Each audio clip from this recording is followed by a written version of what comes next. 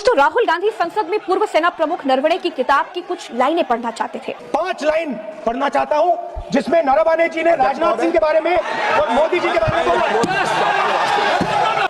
लेकिन 43 मिनट तक संसद में अमित शाह, राजनाथ सिंह और राहुल गांधी के बीच बातों का भयंकर युद्ध चलता रहा, लेकिन स्पीकर ने उनको वो लाइनें पढ़ने नहीं दी। आखिर ऐसा क्या था इन लाइनों में, इस वीडियो में मैं विस्तार से बताऊंगी।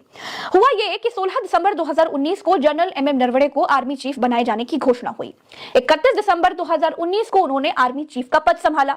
नरवणे अप्रैल 2022 में आर्मी चीफ के पद से रिटायर हुए, यानी नरवणे मोदी के पूरे कार्यकाल में देश के आर्मी चीफ रहे और इन्हीं के कार्यकाल में डोकलाम घाटी में भारत और चीनी सैनिकों के बीच संघर्ष हुआ था, जिसमें 20 भारतीय सैनिक शहीद हो गए थे। इसके बाद जनरल मुकुंद नरवणे ने 4 स्टार ऑफ डेस्टिनी नाम से एक किताब लिखी। इस किताब में उस दिन कैसे भाजपा सरकार की नाकामी के कारण भारत माकूल जवाब नहीं दे पाया था, उसका जिक्र है और एक डरे हुए मोदी को दिखाया गया। सरकार ने इस किताब को प्रकाशित नहीं होने दिया। किताब के कुछ अंश दिसंबर 2023 में मीडिया में लीक हो गए थे, जिसके बाद विवाद शुरू हुआ।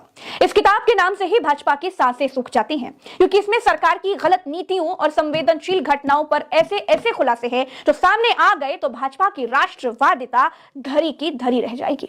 किताब पर रक्षा मंत्रालय और भारतीय सेना का रिव्यू चल रहा है और प्रकाशन की इजाजत लंबित है। अब तक ये किताब प्रकाशित नहीं हुई है। जो चीजें दोस्तों लीक हुई हैं, उसमें नरवणे ने लिखा है कि 2020 में पूर्वी लद्दाख के गलवान घाटी में चीन के साथ तनाव था। लेफ्टिनेंट जनरल योगेश जोशी, जो भारतीय सेना की नॉर्दर्न कमांड के प्रमुख हैं, उनको 31 अगस्त 2020 को रात 8:15 पर एक फोन कॉल आया। उन्हें जो जानकारी मिली उससे वे चिंतित हो गए। इन्फेंट्री के सपोर्ट से 4 चीनी टैंक पूर्वी लद्दाख में रैचिन लॉ की ओर एक खड़ी पहाड़ी के रास्ते आगे बढ़ रहे थे। जोशी ने इस मूवमेंट की जानकारी army chief general Manoj Mukund Naravane को दे दी, जिन्होंने तुरंत इस स्थिति की गंभीरता को समझ लिया था। टैंक कैलाश रेंज पर भारतीय ठिकानों से कुछ 100 मीटर की दूरी पर थे। ये एक रणनीतिक ऊंची जगह थी जिस पर भारतीय सेना ने कुछ घंटे पहले ही कब्जा किया था। विवादित लाइन ऑफ एक्चुअल कंट्रोल, यानी जो दोनों देशों के बीच की असल सीमा है, उसके इस इलाके में ऊंचाई का हर मीटर रणनीतिक दबदबे में बदल जाता है। इसके बाद भारतीय सैनिकों ने एक इल्यूमिनेटिंग राउंड फायर किया, जो एक तरह की चेतावनी थी, लेकिन इसका भी कोई असर नहीं हुआ। चीनी आगे बढ़ते रहे। दोस्तों, नरवणे ने भारत के राजनीतिक और सैन्य प्रतिष्ठान के नेताओं को ताबड़तोड़ फोन करने शुरू कर दिए, जिनमें रक्षा मंत्री राजनाथ सिंह, राष्ट्रीय सुरक्षा सलाहकार Ajit Doval, chief of defence staff general Bipin Rawat और विदेश मंत्री एस जयशंकर सभी शामिल थे। 4 स्टार ऑफ डेस्टिनी में नरवणे लिखते हैं कि मेरा हर किसी से एक ही सवाल था, मेरे लिए क्या आदेश है। स्थिति तेजी से बिगड़ रही थी और स्पष्टता की जरूरत थी। मौजूदा प्रोटोकॉल के मुताबिक नरवणे को साफ आदेश थे कि जब तक ऊपर से मंजूरी ना मिले तब तक गोली ना चलाएं, ऊपर से कोई स्पष्ट निर्देश नहीं आए। मिनट बीतते गए। रात 9:10 पर लेफ्टिनेंट जनरल जोशी ने फिर फोन किया। चीनी टैंक आगे बढ़ते हुए दर्रे से 1 किलोमीटर से भी कम दूरी पर आ गए थे। रात 9:25 पर नरवणे ने राजनाथ को फिर फोन किया। स्पष्ट निर्देशों के लिए पूछा, कोई निर्देश नहीं मिला। इसी बीच PLA commander major general Liu Lin का एक मैसेज आया। उसे हालात को शांत करने का एक प्रस्ताव दिया। दोनों पक्षों को आगे बढ़ना बंद कर देना चाहिए और अगले दिन सुबह 9:30 बजे यानी 9:30 के आसपास पर स्थानीय कमांडर अपने 3 प्रतिनिधियों के साथ मिलेंगे। ये एक उचित प्रस्ताव लग रहा था। एक पल के लिए ऐसा लगा कि कोई रास्ता निकल आया है। रात 10 बजे नरवणे ने यही मैसेज देने के लिए राजनाथ और डोभाल को फोन किया। 10 मिनट बाद नॉर्दर्न कमांड ने फिर से फोन किया। चीनी टैंक नहीं रुके थे, वे अब टॉप से सिर्फ 500 मीटर पर दूर थे। नरवणे को याद है कि लेफ्टिनेंट जनरल जोशी ने कहा था कि चीनी सेना को रोकने का एकमात्र तरीका हमारी अपनी मीडियम आर्टिलरी से फायरिंग करना था, जो तैयार थी और आदेश का इंतजार कर रही थी। पाकिस्तान के साथ लाइन ऑफ कंट्रोल पर आर्टिलरी की लड़ाई आम बात थी, जहां डिवीजन और कोर कमांडर को ऊपर किसी से पूछे बिना हर दिन सैकड़ों राउंड फायर करने का अधिकार दिया गया था।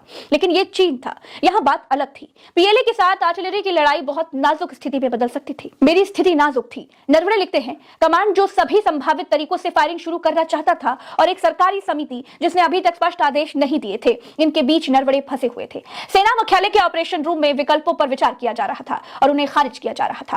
पूरा नॉर्दर्न फ्रंट हाई अलर्ट पर था। टकराव की संभावित जगहों पर नजर रखी जा रही थी, लेकिन फैसले का पॉइंट रचिनला था। नरवणे ने रक्षा मंत्री को एक और फोन किया, जिन्होंने वापस फोन करने का वादा किया।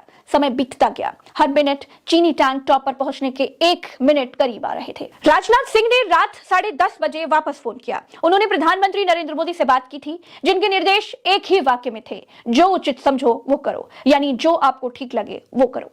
ये पूरी तरह से एक सैन्य फैसला होने वाला था। मोदी से सलाह ली गई थी, उन्हें ब्रीफ किया गया था, लेकिन उन्होंने फैसला लेने से मना कर दिया था। नरवणे याद करते हैं कि मुझे एक गर्म आलू पकड़ा दिया गया था और अब पूरी जिम्मेदारी मुझ पर थी। ये गारंटीड ऑथेंटिक है। इसमें नरवणे जी ने कहा है कि उनका मेमोयर है उसे सरकार पब्लिश नहीं होने दे रही है, इसमें सब लिखा है। और मैं सिर्फ इसमें से 5 लाइन पढ़ना चाहता हूं जिसमें नरवणे जी ने राजनाथ सिंह के बारे में और मोदी जी के बारे में बोला है।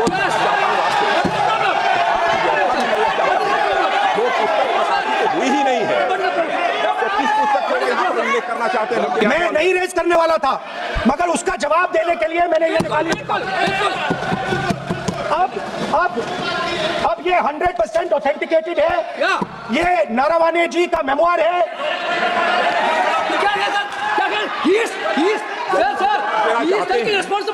कोई ऑथेंटिक सोर्स तो चाहिए, कोई ऑथेंटिक सोर्स तो चाहिए। और जिस किताब का उल्लेख वह कर रहे हैं, वह किताब आज तक प्रकाशित ही नहीं हुई है। ये उल्लेख कहां से कर रहे हैं, मैं ये जानना चाहता हूं। जो मैगजीन है उसको कोट नहीं किया जा सकता। फिर उन्होंने मैगजीन और नरवणे जी की किताब के अलावे कैलाश रिज में टैंक, इनको किसने बताया आया था? किसने बताया? ये लिखा हुआ नहीं पढ़ सकते आप। अध्यक्ष जी ने ना बोला है, नहीं बोल सकते। अध्यक्ष जी आपने व्यवस्था दी है, आपने व्यवस्था दी है। माननीय अध्यक्ष जी, मेरा व्यवस्था का सवाल है। ये 349, 358 और अब 389 अध्यक्ष के रूलिंग को न मानने का नियम भी इसका भंग करे माननीय विपक्ष के नेता। ये 389 को भी तोड़ रहे हैं। हम सदन किस तरह से चलाना चाहते हैं?